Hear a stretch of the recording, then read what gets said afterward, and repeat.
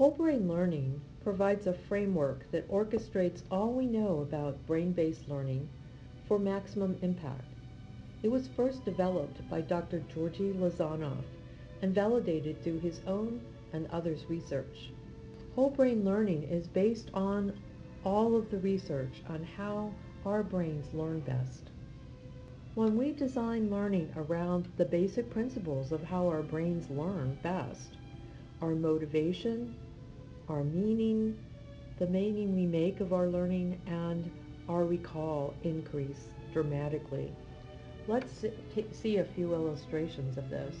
Notice what happens with traditional methods of education. It's rather shocking to look at. After an hour, learners forget about 60%, and by 30 days, they have forgotten 90% of what we've attempted to teach. Somewhat discouraging to look at. But notice what happens with whole brain learning. When we work with the principles and practices of whole brain learning, the results are completely reversed.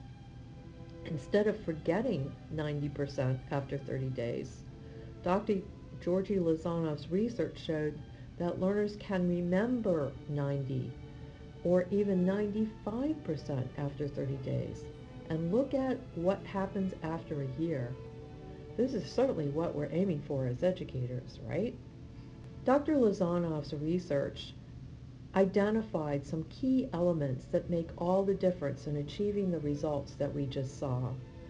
The key elements that he identified of whole brain learning are starting with a sensory-rich environment, preparing our learners for success, offering a big picture overview, having engaging presentation and plenty of activities, allowing time for reflection, allowing time for learners to demonstrate what they have learned for themselves and perhaps for others, a time for further review and consolidation of the content or what skills that were learned, and then ending with a time of celebration of what's been learned and the joy of learning.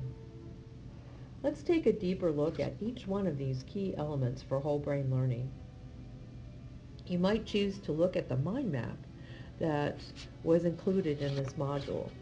If you looked at the pictures I shared in Module 1 of how I normally have the classroom prepared, you hopefully noticed plant and nature pictures. The reason these are included is they're part of this sensory-rich environment, which helps the parts of the triune brain, like our complex. It suggests a safe place and reduces stress. For limbic system, this suggests pleasure and fun, and of course, it supports the naturalist intelligence. NASA studies show that plants improve our thinking and learning. They remove pollutants from the air, give off oxygen, which improves our brain's ability to think, increases negative ionization of the air, which increases the growth of our brain cell connections, and it increases our alertness. Also part of a sensory-rich environment are peripherals. These are all the things that you have around the room. They may include pictures or posters along the walls, a plant as we've talked about, art, props or toys, things related to the lesson content, which may include props or key related points made on visuals around the room, posters of positive affirmations, anything that is outside the actual presentation of the material. Research behind this shows that over 99% of our learning is actually unconscious, and peripherals make use of this unconscious to increase overall learning by providing continual unconscious input. If you work with peripherals, it's important to rotate them every 2 to 3 days, or they become invisible to our brains, which are trained to notice anything different for survival purposes and stop noticing things that stay the same. It's also helpful if you use peripherals to cover all the walls, not just those up front. Another aspect of a sensory-rich environment is the inclusion of music, which we'll be talking about in depth in Module 8. Music invites our complex to feel safe and presents a welcoming, calm environment. And again, for limbic, fun and pleasure, and for neocortex, novelty and stimulation. And the last piece of a sensory-rich environment is positive communication, not only from the teacher, but students encouraging to be positive with each other, part of that positive, safe learning community we talked about in Module 1. And also, along with positive communication, is enthusiasm. Enthusiasm of the teacher about the content, about that lesson, about that class, and creating enthusiasm among learners. Whole brain learning research shows that preparing our learners in advance for success is critical. It helps support learners be in the most resourceful, appropriate state for learning. But traditionally, we spend little or no time on this. What's involved with preparing learners for success? Well, let's take a look at what we've done. We use affirmations at the beginning of class to create a resourceful and open to learning mind state. And Unity classes, we often open with prayer, sometimes even with background music. We can use relaxation techniques with music. The gem story that was part of the Start Here module, if you listen to that, gave positive suggestions about your learning and collecting gems as you go through the course. And another aspect of this is radio station WIIFM, the radio station that we are all tuned into, whether we're aware or not, and that's what's in it for me. Learners want to know, how will I benefit from this? And knowing that puts them in a more resourceful, positive state to prepare for learning success. It helps them access deeper meaning that will, in turn, lead to better retention. Learner preparation can also include affirmations and relaxation, like we mentioned, and also brain gym, which we'll learn about more in Module 7. Many learners need a roadmap to fit the pieces of information, concepts, and ideas together. Like many of us look at the picture on the jigsaw puzzle box in order to put the pieces of a jigsaw together. A big picture overview helps our brains also connect the new materials we're about to learn to what we already know, and supports our brain, which is a pattern seeker and maker. Aspects of a big picture overview, or types of a big picture overview, include the syllabus, looking at a table of contents, seeing an outline or a mind map, like this whole brain learning mind map, seeing the learning objectives. So it's helpful at the beginning of the class, either as we see in online, to have learning objectives for each class, to have an agenda for the collaborate, to provide a similar kind of thing in our face-to-face classes.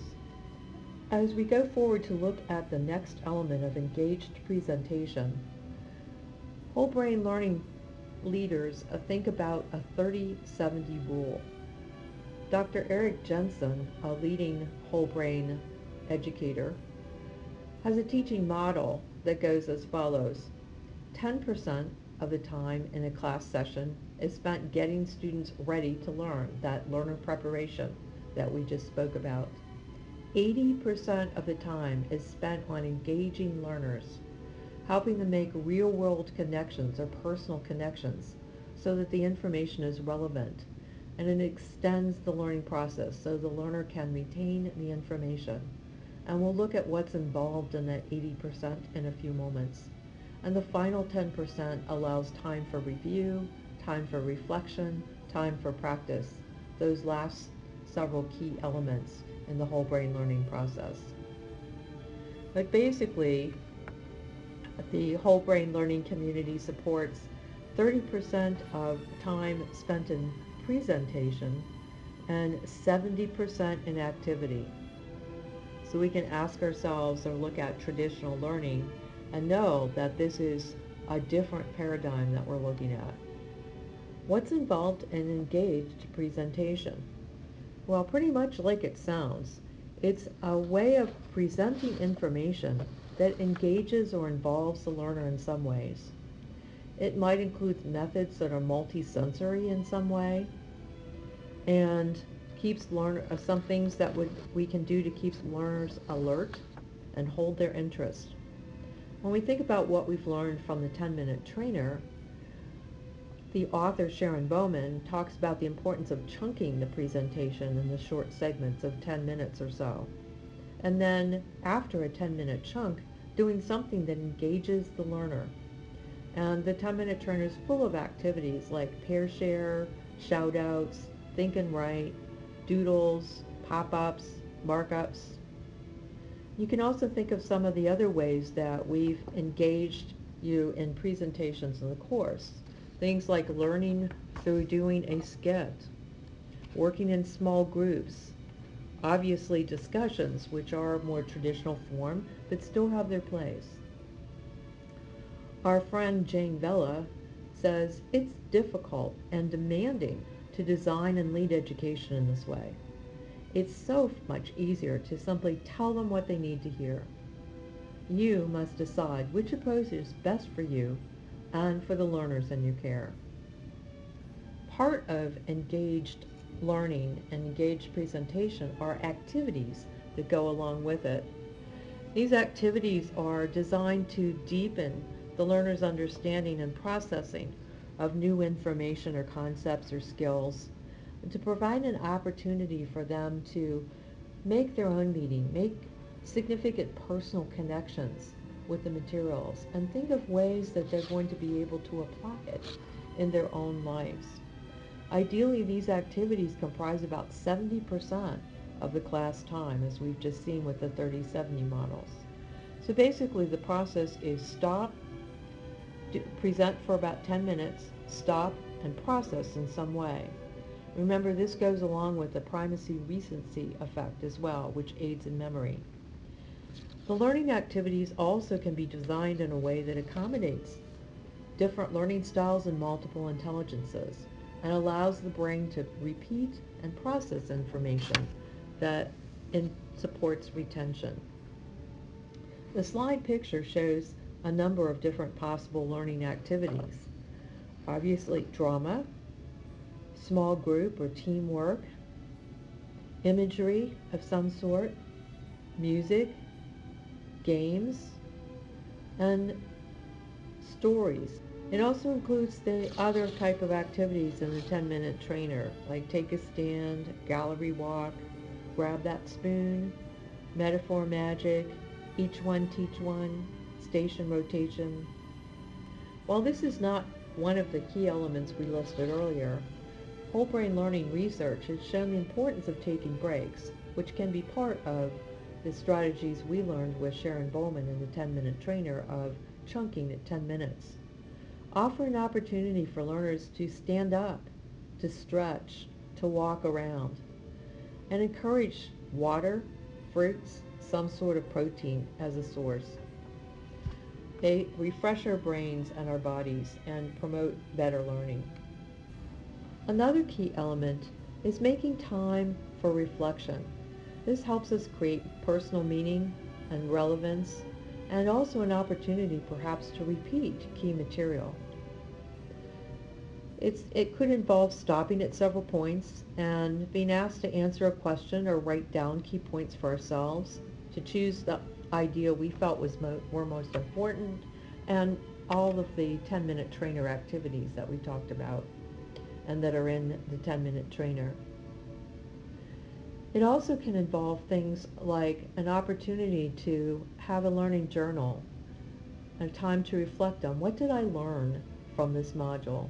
What did I learn today of relevance? Reflection might also involve the use of mnemonic devices. Perhaps some of you learned the mnemonic device Lip Juice Flows, which was a mnemonic device to help us remember the 12 powers.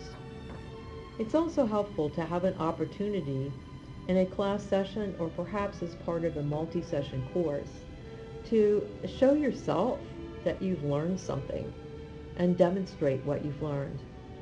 It might include simple reflection or review activities, but it also might include group work, peer teaching, presentations of some sort, role plays, little practice demos, assessments of some sort.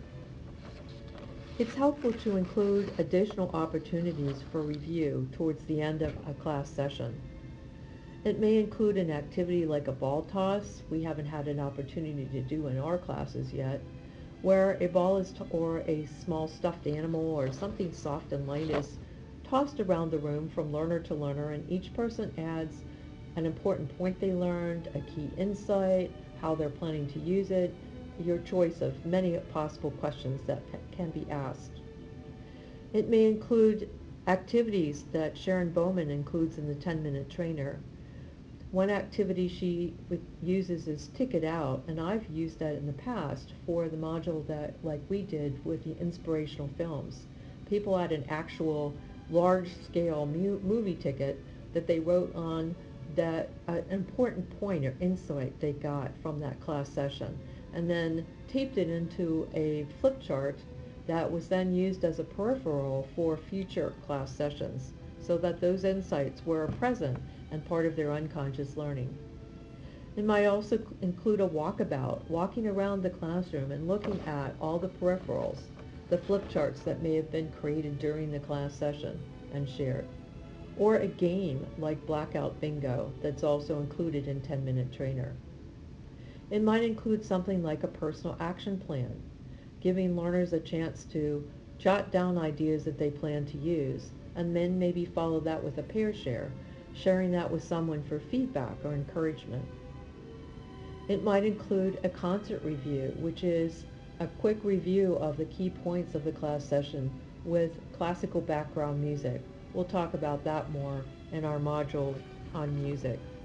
The last element is an opportunity to add some fun and joy through celebration. At the end of a class session, encourage learners to give some high fives before they walk out the door, to lead a cheer together, to have applause, to put on some upbeat music, and have a chance to acknowledge those that they learn together with in a small group or as partner in some way. So these are the key elements that make up whole brain learning, and we'll be working with even more of these in the upcoming modules. They are important to include as you consider and work with class design.